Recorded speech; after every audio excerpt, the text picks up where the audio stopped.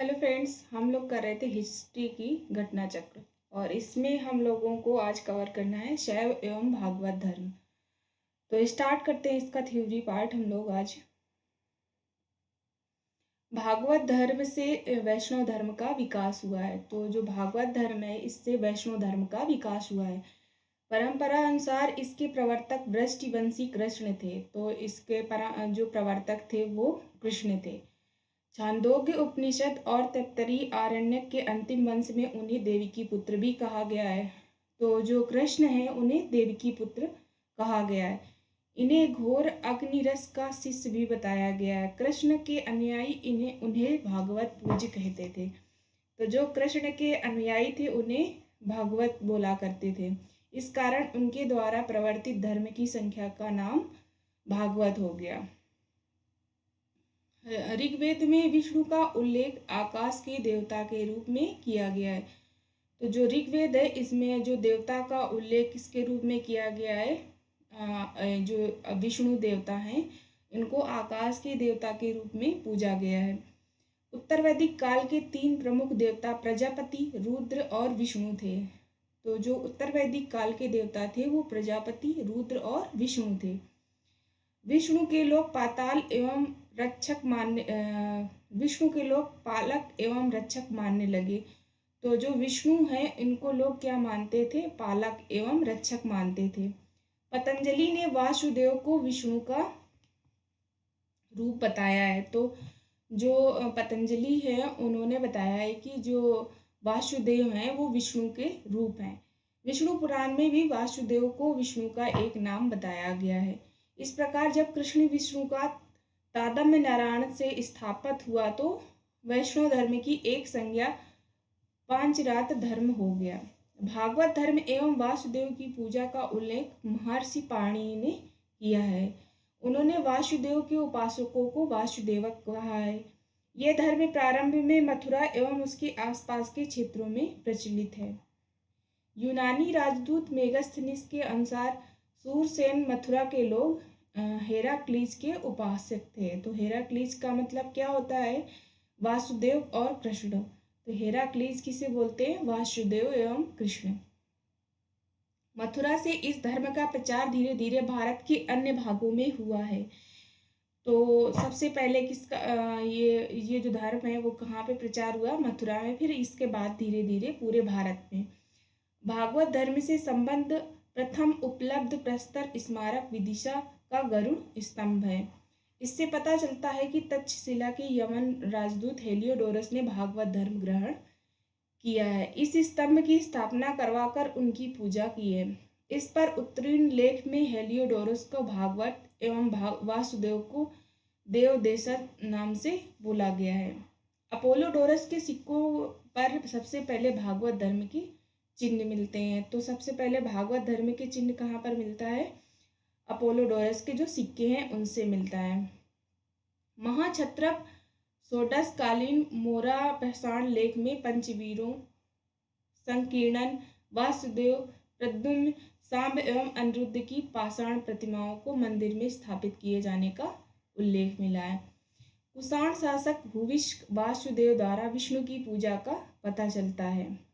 तो जो भूविष्क था वो विष्णु की पूजा करता था। गुप्त नरेश वैष्णव मतानुसार थे। उन्होंने अपना राजधर्म बनाया था। अधिकांश गुप्त शासक परम भागवत की जो उपाधि थी वो धारण करते थे। विष्णु का वाहन गरुड़ गुप्त शासकों का राज चिन्ह था।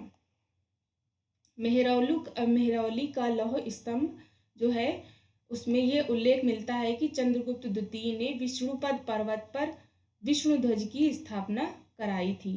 स्कंदगुप्त के जो भीतरी अभिलेख है उसमें विष्णु की मूर्ति स्थापित किए जाने का उल्लेख है। जूनागढ़ लेख से ज्ञात होता है कि चक्रपालित ने सुदर्शन झील के निकट विष्णु की मूर्ति स्थापित करवाई थी। और देवगढ़ की मूर्ति में विष्णु को शेष साई पर विश्राम करते हुए दिखाया गया है। तो एक सैया पर जो विश्राम करते हैं उस पोजीशन पे देवगढ़ की मूर्ति में दिखाया गया है। अमर सिंह ने अपने ग्रंथ अमरकोश में विष्णु को 42 नामों से वर्णन किया है। वेंगी के पूर्व चालुक्य शासक वैष्णव मत अनुयायी थे। गुप्त के समान ही उनका चिन्ह गरुड़ था। राष्ट्रकूट नरेश दत्त दुर्ग ने एलोरा में दशावतार मंदिर का निर्माण करवाया था। इस मंदिर में विष्णु के 10 अवतारों की कथा मूर्तियों का अंकन है। क्षेमेंद्र द्वारा रचित दशावतार चरित्र में विष्णु के 10 अवतारों का भी वर्णन मिलता है। अलवार संतों द्वारा दक्षिण भारत में वैष्णव धर्म का प्रचार किया गया है। अलवार शब्द का अर्थ होता है ज्ञानी व्यक्ति। अलवार संतों की संख्या कितनी है? 12। इसमें विशेष रूप से उल्लेखनीय पोयगई, पूडम, पे, तिरुमंगई, अंडार, नामवार आदि हैं। अलवार संतों में एकमात्र महिला साध्वी आंडाल थी। चोल काल में वैष्णव धर्म के प्रचार का कार्य अलवार द्वारा आचार्यों ने किया था। आचार्य परंपरा में प्रथम नाम नाथ मुनि को ही लिया जाता है।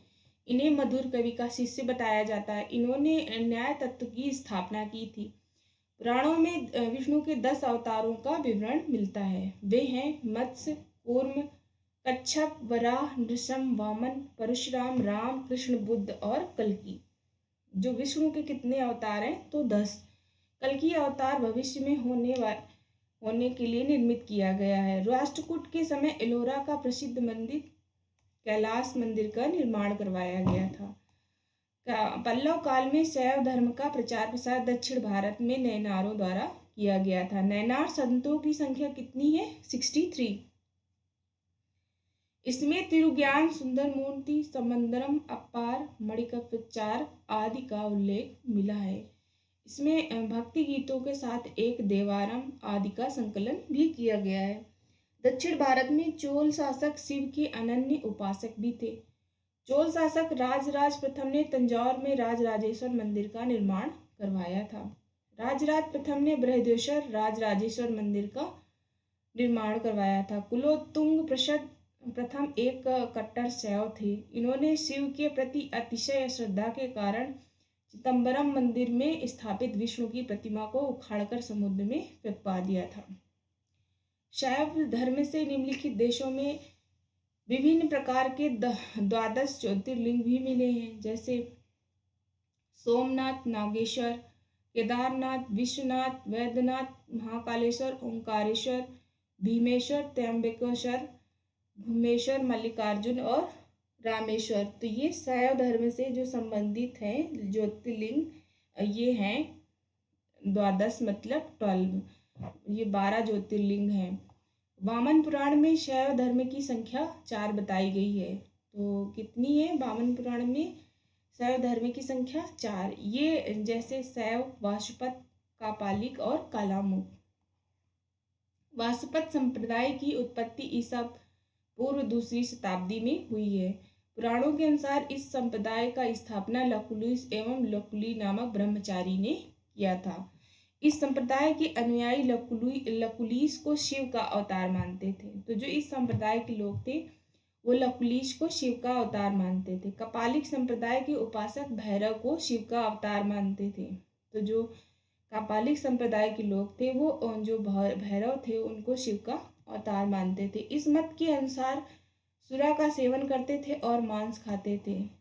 शरीर पर शमशान की भस्म लगाते हैं और हाथ में नरमुंड धारण करते हैं। भवभूति के मालती माधव नाटक से पता चलता है कि श्रीशैल नामक कापालिक का प्रमुख केंद्र था। कालामुख संप्रदाय अतिमार्गी होने के कारण शिवपुराण में इसके अनुयायी को महाव्रतधर भी कहा गया है। शैव धर्म का एक ही संप्रदाय लिंगायत एवं वीर शैव है। इस प्रचार 12वीं शताब्दी में दक्षिण भारत में व्यापक रूप से हुआ है। वैष्णव को इस संप्रदाय का भी संस्थापक भी माना जाता है। शैव धर्म का एक नया संप्रदाय कश्मीर में विकसित हुआ है। यह संप्रदाय शुद्ध रूप से दार्शनिक एवं ज्ञान मार्गी था। नागपंथ संप्रदाय 10वीं सदी के अंत में मृत्येशनाथ ने चलाया था। इसमें शिव को आदिनाथ मानते हुए 9 नाथों को दिव्य पुरुष के रूप में मान्यता दी गई है। बाबा गोरखनाथ ने 10वीं 11वीं शताब्दी में इस मत का आधिकारिक प्रचार किया है। तो ये जो शैव धर्म से संबंधित कुछ मंदिर हैं, इनका स्थान क्या है? राजराजेश्वर मंदिर, तो ये तंजौर में है, तमिलनाडु में। शिव मंदिर भूमरा, मध्य प्रदेश में है।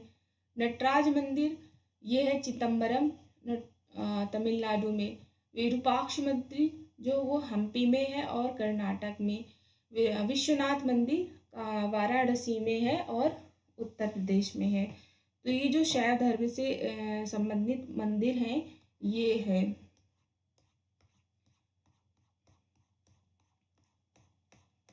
शाक्त संप्रदाय के लोग शक्ति को इष्ट देवी के रूप में पूजा करते थे। शैव धर्म के साथ शाक्त धर्म का भी घनिष्ठ संबंध था। शाक्त धर्म को प्राचीनतम भी शैव धर्म के समान प्रागैतिहासिक युग तक जाती थी। सैंधव सभ्यता में मातृ देवी की उपासना व्यापक रूप से प्रचलित थी। मातृ देवी की बहुसंख्यक मूर्तियां खुदाई में प्राप्त हुई थी। वैदिक साहित्य में सरस्वती, अदिति, उषा, लक्ष्मी आदि देवियों के विषय में सूचना मिलती है। देवी महात्म्य का विस्तृत वर्णन महाभारत एवं पुराणों से प्राप्त होता है। देवी की उपासना 3 रूपों में की जाती थी। ये रूप है शांत, सौम्य रूप, उग्र, प्रचंड रूप, काम प्रधान रूप आदि। सौम्य रूप की प्रतीक उमा, पार्वती, लक्ष्मी आदि हैं। उग्र रूप में प्रतीक है जो तो वो चंडी, दुर्गा, भैरवी, कपाली आदि हैं। कापालिक एवं कालामुख संप्रदाय के लोग देवी के उग्र रूप की पूजा करते थे।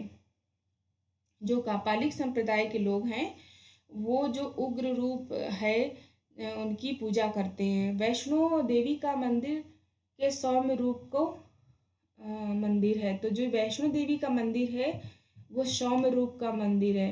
कोलकाता स्थित काली मंदिर उग्र रूप का प्रतिनिधित्व करता है। असम का कामाख्या देवी का मंदिर काम प्रधान के रूप में प्रतिनिधित्व करता है। प्रतिहार शासक महेंद्र पाल के लेखों में दुर्गा की महिषासुर मर्दिनी, कांचन देवी, अम्बा आदि नाम से स्तुति मिलती है।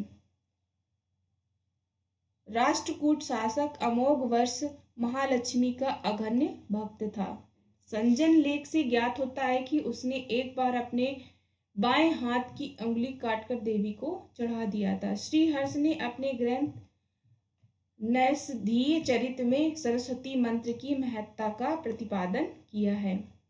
संप्रति शाक्त उपासना के 3 प्रमुख केंद्र हैं। ये हैं कश्मीर, कांची और असम स्थित जो असम में स्थित है कामाख्या टेम्पल। असम में स्थित कामाख्या कौल मत का प्रसिद्ध केंद्र है। तो जो शाक्त धर्म से संबंधित कुछ मंदिर हैं उनका जो स्थान है वो देख लेते हैं। वैष्णो देवी का टेम्पल ये कहाँ पर है? जम्मू में। विंध्यवासिनी देवी का जो टेम्पल है वो विंध्याचल में है। 64 योगिनी का मंदिर भेड़ाघाट या जो एमपी में पड़ता है वहाँ पर है। भेड़ाघाट एमपी में है। पार्वती मंदिर ये कहाँ पर है? नचना कुठार एमपी में है। और कामाख्या टेम्पल असम में है। दक्षिणेश्वर काली मंदिर कोलकाता में है। ये था हमारा शैव एवं भागवत धर्म। अब हम लोग नेक्स्ट वीडियो में कवर करेंगे इससे रिलेटेड जो MCQs हैं। तो थैंक यू।